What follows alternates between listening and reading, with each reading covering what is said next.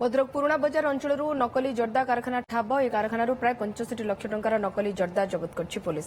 भद्रक पुराणा बजार हेला साही रे चलथिला नकली जर्दा कारखाना चढ़ाऊ बेले नामी दामी लोगो स्टिकर और अन्य सामग्री जबत होईछि।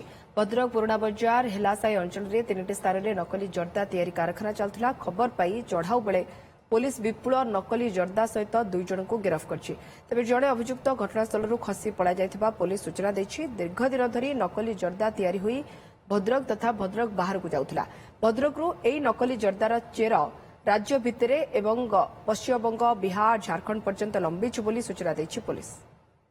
सेठू विपुल परिमाण रे जर्दा जोटा डुप्लिकेट जर्दा ता सहित ताकू तैयारी करिया पई जो आनुषंगिक सामग्री दरकार एवं मिक्सचर मेसिन विभिन्न जो खोल जो जर्दा भर्ती बिक्री करा जाउछि पाउच बाकी समस्त जिनस आमे आमको मिलता। बाकी जो जर्दार जदि आप अनुमानिक मूल्य 45 लाख रु 50 लाख टंका भितर हम एवं क्विंटाल रु अधिक फिनिश प्रोडक्ट एवं जो तैयारी करने सामग्री जबत कराई।